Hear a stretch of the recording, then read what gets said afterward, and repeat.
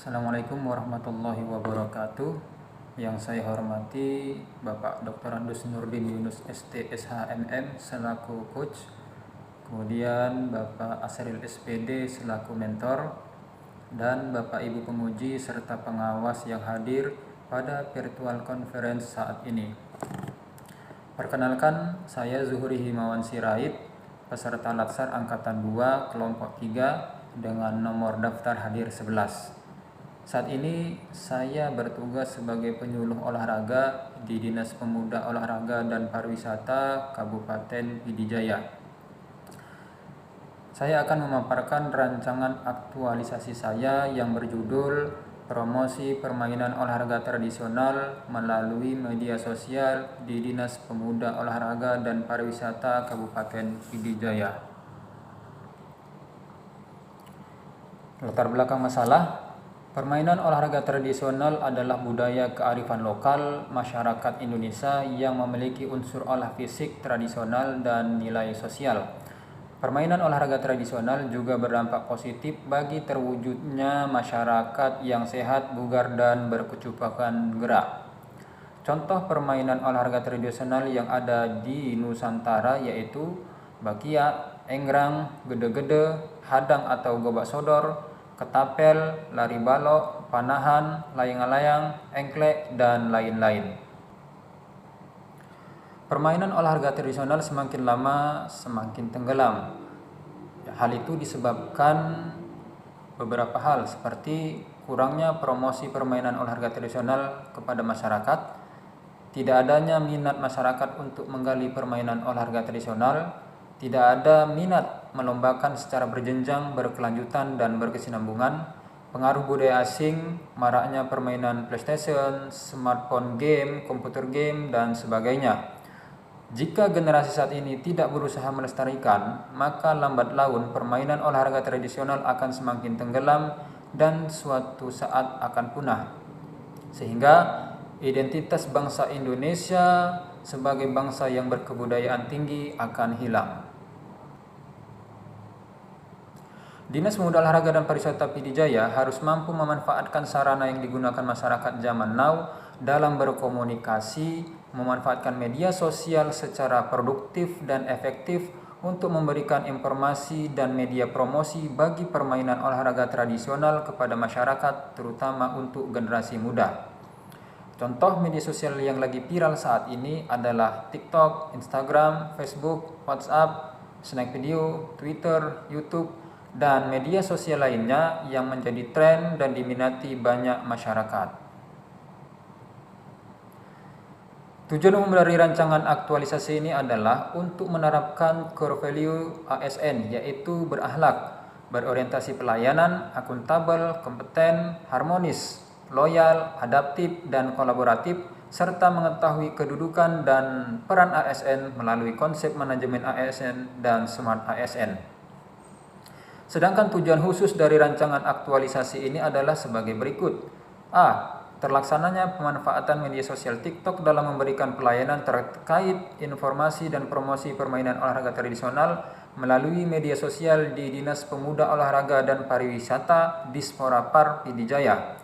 B. Meningkatkan jangkauan dalam melakukan pelayanan tentang promosi permainan olahraga tradisional di Kabupaten Pd Jaya. C. Meningkatnya jumlah wisatawan yang berkunjung ke Kabupaten Pd Jaya. D. Memperluas akses pelayanan informasi khususnya di bidang olahraga yang berorientasi kepada pelayanan sesuai dengan misi Dinas Pemuda Olahraga dan Pariwisata Pd Jaya, yaitu menumbuh kembangkan budaya berolahraga di kalangan masyarakat untuk meningkatkan kesegaran dan kebugaran jasmani bagi masyarakat Kabupaten Pd Jaya. Manfaat bagi penulis yang pertama adalah menambah wawasan tentang nilai berakhlak dan mengaktualisasikan nilai-nilai tersebut dalam pekerjaan di instansi kerja. B. Menambah pengalaman dan pengetahuan dan wawasan dalam proses aktualisasi. C. Meningkatkan inovasi dan kreativitas dalam pemecahan masalah yang sedang dihadapi oleh instansi tempat bekerja. Manfaat bagi bidang olahraga Kabupaten Pd Jaya Yang pertama adalah menambah pelayanan fasilitas tentang informasi dan promosi permainan olahraga tradisional di Dinas Pemuda Olahraga dan Pariwisata Dispora Par PD Jaya. B. Meningkatkan jangkauan dalam melakukan pelayanan tentang promosi permainan olahraga tradisional di Dinas Pemuda Olahraga dan Pariwisata Dispora Par PD Jaya. C. Mendukung visi dan misi Dinas Pemuda Olahraga dan Pariwisata Dispora Par PD Jaya. Manfaat bagi masyarakat yaitu yang pertama adalah meningkatkan kepuasan dan menambah informasi permainan olahraga tradisional di Kabupaten PD Jaya. B. Lestarinya permainan olahraga tradisional di Kabupaten PD Jaya. C. Bertambahnya kunjungan wisatawan ke PD Jaya sehingga meningkatkan perekonomian masyarakat tempat permainan olahraga tradisional di PD Jaya.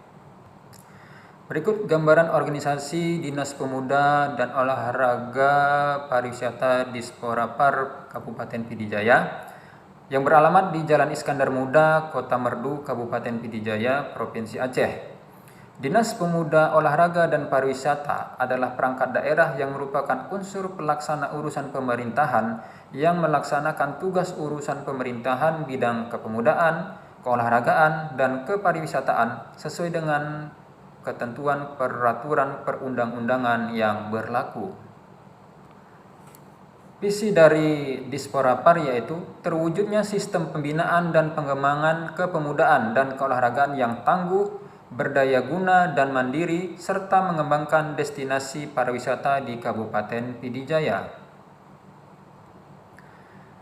Misi dari Dispora Par adalah menggerakkan pemuda sebagai pelopor dan penggerak pembangunan di Kabupaten PD Jaya.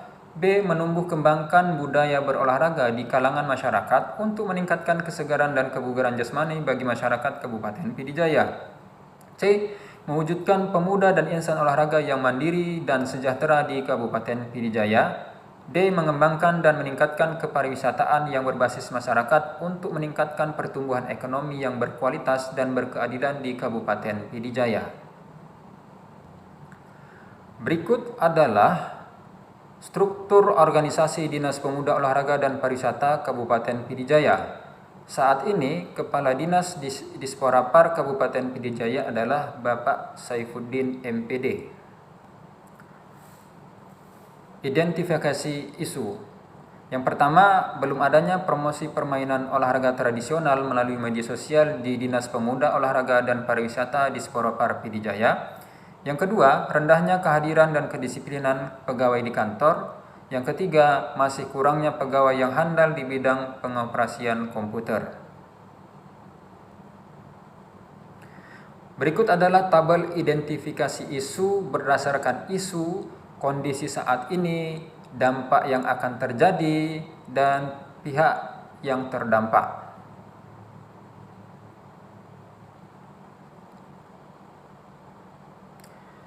Penetapan core isu. Yang pertama adalah belum adanya promosi permainan olahraga tradisional melalui media sosial di Dinas Pemuda Olahraga dan Pariwisata Dispora Par PD Jaya. Yang kedua, rendahnya kehadiran dan kedisiplinan pegawai di kantor. Yang ketiga, masih kurangnya pegawai yang handal di bidang pengoperasian komputer. Berdasarkan pendekatan analisis teknik USG,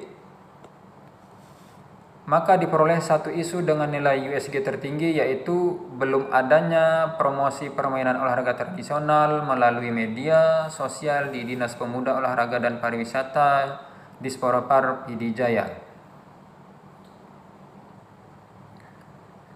Berikut adalah identifikasi penyebab isu dengan fishbone diagram. Yang pertama itu adalah media. Belum adanya akun media TikTok untuk promosi permainan olahraga tradisional di PD Jaya. Baru lingkungan, tidak adanya minat masyarakat untuk menggali permainan olahraga tradisional. Berikutnya adalah manusia, terbatasnya SDM yang mengelola media sosial tentang promosi permainan olahraga tradisional, dan metode kurangnya promosi permainan olahraga tradisional. Sehingga dapat disimpulkan bahwa belum adanya promosi permainan olahraga tradisional melalui media sosial di Dinas Pemuda Olahraga dan Pariwisata Dispora Par PD Jaya. Rancangan kegiatan aktualisasi. Yang pertama, jabatan ataupun unit kerja yaitu sebagai penyuluh olahraga di Dinas Pemuda Olahraga dan Pariwisata Kabupaten Pidijaya. Identifikasi isu yang pertama, belum adanya promosi permainan olahraga tradisional melalui media sosial di Dinas Pemuda Olahraga dan Pariwisata di Sporapar Pidijaya. Yang kedua, rendahnya kehadiran dan kedisiplinan pegawai di kantor. Yang ketiga, masih kurangnya pegawai yang handal di bidang pengoperasian komputer. Isu yang diangkat adalah belum adanya promosi permainan olahraga tradisional melalui media sosial di Dinas Pemuda Olahraga dan Pariwisata di Sporapar Pidijaya. Sedangkan gagasan pemecah isu yaitu pemanfaatan TikTok sebagai media informasi promosi permainan olahraga tradisional melalui media sosial di Kabupaten Pidijaya pada bidang olahraga di Dinas Pemuda Olahraga dan Pariwisata. Adapun analisis dampaknya jika tidak diselesaikan adalah terbatasnya akses informasi masyarakat tentang permainan olahraga tradisional di Kabupaten Pidijaya. Yang kedua adalah punahnya warisan budaya permainan olahraga tradisional di Kabupaten Pidijaya. Yang ketiga, kurangnya kunjungan wisatawan yang ingin melihat ciri khas permainan olahraga tradisional di Kabupaten Pidijaya. Oleh karena itu, judulnya adalah promosi permainan olahraga tradisional melalui media sosial. Berikut adalah kegiatan rancangan aktualisasi. Yang pertama itu ada persiapan dan perencanaan agenda kegiatan. Yang kedua itu merancang gambaran media sosial promosi permainan olahraga tradisional. Yang ketiga, mengunggah konten di media sosial TikTok yang berkaitan dengan permainan olahraga tradisional. Yang keempat, mensosialisasikan tentang pemanfaatan media sosial TikTok dan melakukan evaluasi kegiatan. Berikut adalah matriks rancangan aktualisasi, di mana di sini bisa kita lihat kegiatan yang pertama yaitu persiapan perencanaan agenda kegiatan dengan tahapan kegiatan yaitu penetapan tema dan konsultasi dengan mentor mengenai belum adanya promosi permainan olahraga tradisional melalui media sosial di Dinas Pemuda Olahraga dan Pariwisata di Sporapar Pidijaya. Output ataupun hasilnya yaitu mendapatkan arahan dan persetujuan dari mentor terkait core isu dengan bukti kartu bimbingan, aktualisasi mentor, dan foto. Keterkaitan substansi mata pelatihan, yang pertama ada loyal, yaitu penerapan nilai loyal di sini adalah sebelum melaksanakan kegiatan terlebih dahulu berkonsultasi dengan atasan. Yang kedua, akuntabel, atasan yang bertanggung jawab dan menerima konsultasi dari bawahan untuk mencapai tujuan pelayanan yang baik. Tahapan kegiatan yang kedua yaitu melakukan focus group discussion dengan pegawai tentang rencana pemanfaatan media sosial sebagai sarana promosi permainan olahraga tradisional. Output hasilnya yaitu notulin hasil FGD dengan dokumen dan foto. Sementara keterkaitan substansi mata pelatihan yaitu harmonis dengan penerapannya adalah menghargai pendapat dan saran dari rekan kerja. Juga di sini ada manajemen ASN dengan melakukan FGD dengan pegawai menghasilkan ASN yang profesional. Berikutnya adalah kolaboratif, sesama rekan kerja saling terbuka dan saling tukar pendapat untuk mencapai tujuan bersama. Berikutnya adalah adaptif, yaitu saling tukar pendapat agar melakukan terobosan. Tahapan kegiatan yang ketiga yaitu mendata permainan olahraga tradisional di Pidijaya dengan output hasilnya yaitu mendapat data permainan olahraga tradisional dengan bukti, dokumen, dan foto, serta keterkaitan substansi mata pelatihan yaitu kompeten. Pendataan dilakukan agar kegiatan dapat dilakukan dengan akurat dan penuh tanggung jawab. Tahapan kegiatan keempat yaitu melakukan pengambilan dokumen berupa foto atau video permainan olahraga tradisional di Pidijaya untuk dijadikan bahan ujian ataupun kajian. Dengan output hasilnya mendapat dokumen permainan olahraga tradisional di Pidijaya berupa foto dan video. Sedangkan keterkaitan substansi mata pelatihan yaitu berorientasi pelayanan dengan tujuan untuk memenuhi kebutuhan para penggiat permainan olahraga tradisional. Kegiatan yang kedua adalah merancang gambaran media sosial promosi permainan olahraga tradisional pada bidang olahraga berupa profil medsos, isi postingan yang mengelola akun-akun, dan lain-lain. Tahapan kegiatan yang pertama yaitu mencari rujukan dari bidang kerja lain atau instansi lain tentang penerapan dan penggunaan media sosial resmi di instansi. Hasilnya yaitu berupa screenshot media sosial bidang kerja lain atau instansi lain sebagai sumber rujukan. Tahapan kegiatan berikutnya yang kedua yaitu meningkatkan literasi mengenai konsep strategi marketing media sosial dengan hasil yaitu mendapat pemahaman tentang konsep strategi marketing media sosial berupa foto screenshot media sosial bidang kerja lain ataupun instansi lain sebagai sumber rujukan. Dengan keterkaitan substansi mata pelatihan yaitu yang pertama kompeten, yaitu penerapan nilai kompeten ini dapat dilihat dari meningkatnya pengetahuan mengenai ilmu strategi media sosial. Berikutnya adalah adaptif. Kegiatan ini menunjukkan nilai adaptif dikarenakan memiliki tujuan untuk terus berinovasi. Tahapan kegiatan selanjutnya yang ketiga yaitu belajar cara membuat konten yang menarik melalui internet, Google, dan YouTube. Output ataupun hasilnya yaitu mendapat pemahaman cara membuat konten yang menarik. Buktinya berupa foto screenshot, link Google, dan akun YouTube. Sedangkan keterkaitan substansi mata pelatihan yang pertama itu adaptif, mengembangkan kreativitas dengan belajar dari media berupa Google dan YouTube. Yang ketujuh yaitu loyal. Kegiatan ini akan membantu untuk melahirkan konten yang menarik sehingga membentuk citra instansi yang baik. Berikutnya juga mengandung Smart ASN, belajar cara membuat konten yang menarik melalui internet merupakan bagian dari literasi digital. Tahapan kegiatan yang keempat yaitu pengerjaan bahan postingan berupa pengeditan bahan untuk dijadikan konten yang menarik. Dengan output hasil mendapat postingan konten berupa foto atau video. Dengan keterkaitan substansi mata pelatihan yang pertama itu adalah akuntabel. Dengan nilai akuntabel ini dilihat dari sisi mengolah bahan dengan totalitas untuk dijadikan suatu produk unggahan yang menarik. Kegiatan yang kedua adalah Kegiatan yang ketiga adalah mengunggah konten di media sosial TikTok yang berkaitan dengan permainan olahraga tradisional.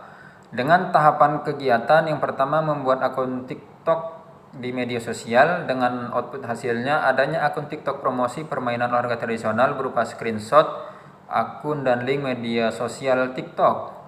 Dengan keterkaitan substansi mata pelatihan mengandung Smart ASN yaitu membuat akun media sosial TikTok bagian dari literasi digital. Berikutnya yaitu loyal. Nilai-nilai dapat dilihat dari manfaat media sosial dalam membentuk brand image instansi. Tahapan kegiatan kedua yaitu membuat jadwal rutin untuk mengunggah konten di TikTok dengan output hasil tersusunnya jadwal kegiatan tersebut berupa dokumen ataupun foto. Keterkaitan substansi mata pelatihan yang pertama itu akuntabel, tersusunnya jadwal unggahan rutin maka akan meningkatkan integritas dan konsistensi tim untuk memberikan pelayanan terbaik. Berikutnya juga mengandung kompeten. Pembuatan jadwal diharapkan agar para tim totalitas terhadap pekerjaannya. Tahapan kegiatan yang ketiga yaitu melakukan klasifikasi bahan postingan berdasarkan jenis konten dan arahnya dengan output hasil folder postingan berupa foto atau video. Dengan keterkaitan substansi mata pelatihan yaitu berorientasi pelayanan dapat dilihat saat mengklasifikasikan unggahan berdasarkan apa yang dibutuhkan oleh masyarakat. Berikutnya adalah kolaboratif, menggerakkan pemanfaatan berbagai sumber daya untuk tujuan bersama. Tahapan kegiatan yang keempat yaitu mengunggah konten yang telah disiapkan dengan output hasil konten yang telah diunggah berupa screenshot hasil unggahan di media sosial TikTok. Dengan keterkaitan substansi mata pelatihan mengandung adaptif yaitu menyebarkan informasi menggunakan media sosial untuk mengembangkan kreativitas sesuai kemajuan teknologi.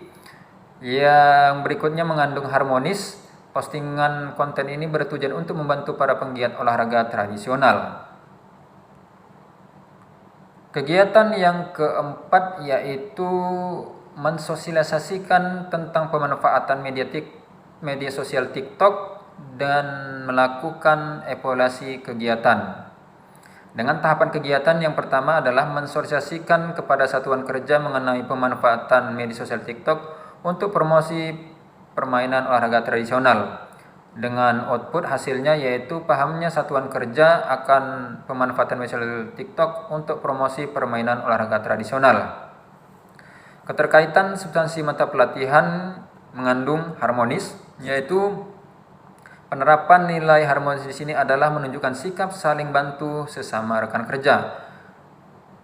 Dan mengandung manajemen ASN, mensosialisasikan kepada internal kantor menghasilkan ASN yang profesional. Tahapan kegiatan yang kedua adalah membuat testimoni dari satuan kerja.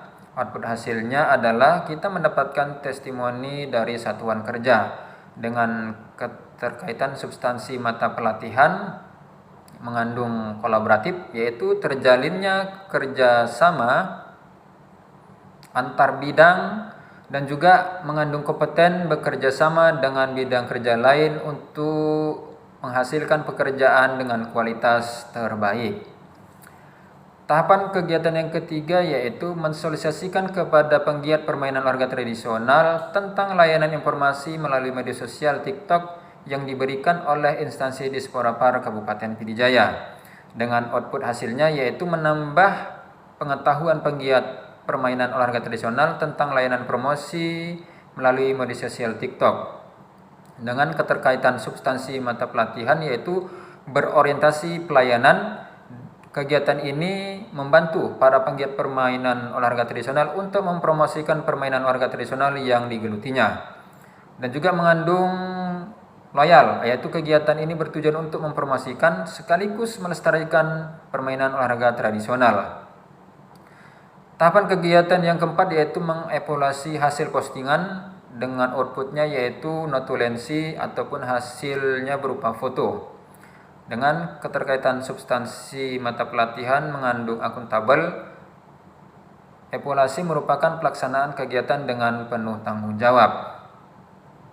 Tahapan kegiatan yang kelima adalah melakukan perbaikan terhadap hasil evaluasi dengan output ataupun hasilnya berupa screenshot yang telah diperbaiki.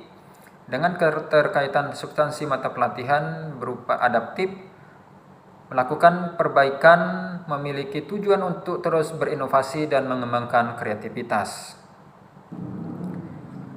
Jadwal kegiatan aktualisasi ini yang pertama yaitu persiapan agenda kegiatan pada bulan Maret minggu keempat mulai tanggal 21 sampai 31 Maret 2023. Sedangkan kegiatan yang kedua yaitu pada minggu ke-1 dan minggu kedua tanggal 3 sampai 11 April 2023. Kegiatan yang keempat dilakukan pada minggu ketiga dan keempat bulan April dan minggu pertama bulan Mei, yaitu mulai tanggal 17 April sampai 5 Mei 2023. Sedangkan kegiatan yang keempat dilakukan minggu kedua dan minggu ketiga bulan Mei di tanggal 8 sampai 23 Mei 2023. Demikianlah paparan rancangan aktualisasi saya.